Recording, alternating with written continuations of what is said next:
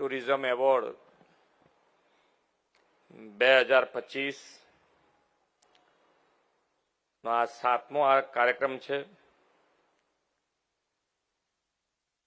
આ કાર્યક્રમમાં આપણી સૌની સાથે મંચ ઉપર ઉપસ્થિત મારા સાથી નાયબ મુખ્યમંત્રી શ્રી હર્ષભાઈ સંઘવી, ગાંધીનગર મહાનગરપાલિકાના મેયર શ્રીમતી મીરાબેન પટેલ, અમદાવાદ મહાનગરપાલિકાના મેયર શ્રીમતી પ્રતિભાબેન જૈન, સાંસદ શ્રી દિનેશભાઈ મકવાણા, ઇફકોના ચેરમેન શ્રી દિલીપભાઈ સંઘાણી, રાજ્યના પોલીસ વડા શ્રી વિકાસ સહાય, અક્ષર ગ્રુપના ચેરમેન શ્રી મનીષ શર્મા, પ્રવેગ લિમિટેડના ચેરમેન શ્રી વિષ્ણુભાઈ પટેલ, આમંત્રિત સર્વે મહાનુભાવ, પ્રેસ મીડિયાના મિત્રો, સૌને મારા નમસ્કાર।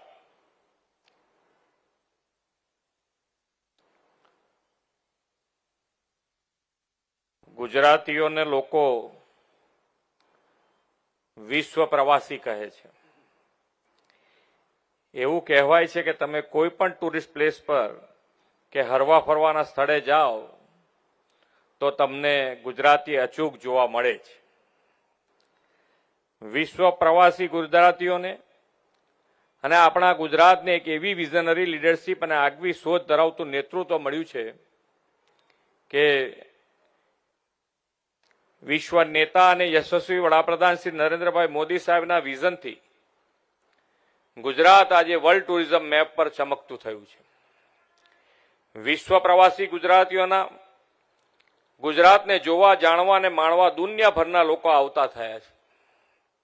ગુજરાત જ્યારે 1960માં અલગ રાજ્ય બન્યું ત્યારે રણ, દરિયો અને ડુંગર જ ધરાવતું આ રાજ્ય શું ડેવલપમેન્ટ કરશે એવો લોકોના મનમાં સવાલ હતો। આપણા આદરણીય મોદી સાહેબે આગવા વિઝનથી આજે એ જ રણ, દરિયો અને ડુંગરને વર્લ્ડ ટુરિઝમ એટ્રેક્શન બનાવી દીધું છે। આ બધું તો આપણે ત્યાં હતું જ, પરંતુ તેને પ્રવાસન સ્પોટ તરીકે વિકસાવવાની ઈચ્છા શક્તિ અને વિઝનનો પણ અભાવ હતો। મોદી સાહેબે કચ્છના રણમાં રણોત્સવ શરૂ કરાવ્યો ત્યારે કહેલું કે આખી દુનિયા આ રણ જોવા આવશે, અને આજે એ વાત સાચી પણ પડી છે। આજે આ વખતના રણોત્સવની વાત કરીએ ને તો આ વખતના રણોત્સવમાં અત્યાર સુધીમાં 10 લાખ પ્રવાસીઓએ આની મુલાકાત લીધી છે।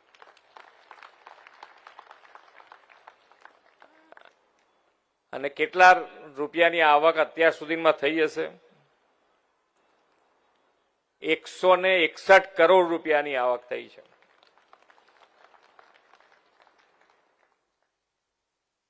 ખાલી સફેદ રણ કહેવાય શું કે સફેદ રણ, જે વિઝન કહીએ, જે દ્રષ્ટિ કહીએ, એનું આ પરિણામ છે। બાકી આ રણ કેટલાય વર્ષોથી ત્યાં થતું હશે, આપણામાંથી કેટલા જણે ક્યાંક ને ક્યાંક જોયું હશે, પણ એ વખતે આ દ્રષ્ટિ આપણને જોવા ના મળી। આજે આખું વર્લ્ડ ત્યાં આગળ આવતું થઈ ગયું છે। પ્રવાસન સ્થળો અને યાત્રાધામો, ફરવાલાયક સ્થળોનો 100% કાયાકલ્પ કરીને હોલિસ્ટિક ડેવલપમેન્ટનો જે વિચાર તેમણે આપ્યો તે સાકાર થયો છે। આજે આપણે જ્યાં બેઠા છીએ તે અડાલજની વાવ તેનું ઉત્તમ ઉદાહરણ છે। Desert tourism, heritage tourism, spiritual tourism, paediatric tourism, adventure tourism, ગુજરાતમાં આ બધા જ ટુરિઝમની અપાર અવસરો છે। સોમનાથથી સાપુતારા, કચ્છના રણથી નડાબેટ સીમા દર્શન, આદ્યશક્તિ અંબાજીથી એકતાના પ્રતીક statue of unity, Dwarka, Mandvi beach, આ બધાના સંગમથી ગુજરાતે વિશ્વને અચંબિત કર્યું છે। આદરણીય શ્રી મોદી સાહેબે પ્રવાસન માત્ર પર્યટન કે મનોરંજન પૂરતું જ ન રહે તેનું પણ ડેવલપમેન્ટ વિઝન આપ્યું છે। આવા સ્થળોના ઇન્ફ્રાસ્ટ્રક્ચર ડેવલપમેન્ટ, કનેક્ટિવિટી, લાઇટ, પાણી વગેરેથી ઇઝ ઓફ ટુરિઝમ વધાર્યું છે। તેમના દિશા દર્શનમાં આપણે પ્રવાસન સ્થળોને સર્વગ્રાહી વિકાસના સ્થાનો બનાવ્યા છે. અર્થતંત્ર, પર્યાવરણ, સંસ્કૃતિ અને સમાજ ચારેયનો સંતુલિત વિકાસ પ્રવાસનથી કર્યો છે. હું અને મારી ટીમ ગુજરાત ઇન્ફ્રાસ્ટ્રક્ચરની સાથે ઇન્ક્લુઝન, ટેકનોલોજી સાથે પરંપરા અને વિકાસ સાથે પર્યાવરણ સંરક્ષણના ધ્યેય સાથે કામ કરી રહ્યા છીએ. ગુજરાતમાં medical and wellness tourism, rural and tribal tourism તથા ફિલ્મ એન્ડ એડવેન્ચર ટુરિઝમ સેક્ટરના વિકાસથી વિશ્વના અન્ય દેશોના લોકો પણ અહીં લાભ લેતા થયા છે.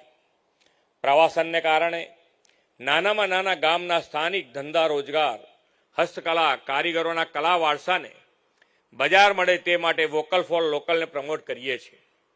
પતંગોત્સવ, Navratri, Kankaria carnival, beach festival, Saputara monsoon ફેસ્ટિવલને કારણે પારંપરિક કલા, હસ્ત ઉદ્યોગ, ગૃહ ઉદ્યોગને પણ પ્રોત્સાહન મળ્યું છે. કોઈ પણ રાજ્યમાં ટુરિઝમ ડેવલપમેન્ટના પાયામાં શાંતિ, સલામતી, સુરક્ષા, સુવિધા અને સસ્ટેનેબિલિટી છે. આજે બધા જ ક્ષેત્રોમાં ગુજરાતના પ્રવાસનને પ્રતિષ્ઠા અપાવનાર રાજ્ય સરકારના વિવિધ વિભાગોને એવોર્ડ્સનું ગૌરવ મળ્યું છે. તે માટે પણ ખૂબ ખૂબ અભિનંદન પાઠવું છું. વડાપ્રધાન શ્રી મોદી સાહેબે 2047 સુધીમાં વિકસિત ભારત, આત્મનિર્ભર ભારતનો સંકલ્પ કર્યો છે. તેમણે આપણને 9 સંકલ્પો આપ્યા છે. તેમાં સ્વદેશીને પ્રોત્સાહન અને સ્વચ્છતા તથા સ્વદેશ દર્શનનું આહ્વાન કર્યું છે. આપણે અત્યાર સુધી જે ગુજરાત અને ગુજરાતીઓ ચારે બાજુ ફર્યા છે આપણે, એટલે દરેક જણને ગુજરાતીઓનો લાભ મળ્યો છે. કેટલાય સમય પછી લોકોને હવે ગુજરાતનો લાભ લેવા દઈએ આપણે બધા ભેગા થઈને. ને એના માટે અહીંયા બેઠેલા દરેક જણ જે ગુજરાતમાં આવે એ લોકોને એમ થવું જોઈએ કે અહીંયા ફરી ફરીને વાય. આપણી હોસ્પિટાલિટી એટલી બેસ્ટ છે જ, પણ એને વધુ ને વધુ કેવી રીતે સારી કરી શકાય ટેકનોલોજીના ઉપયોગથી, એના માટે આપણે વિચારવો જોઈએ. આપણે પણ ગુજરાતના પ્રવાસન ધામોને સ્વચ્છતામાં અગ્રેસર અને સ્વદેશી ચીજ વસ્તુઓ ઉત્પાદનોના ઉપયોગ માટે લીડ લેનાર ધામ બનાવીએ.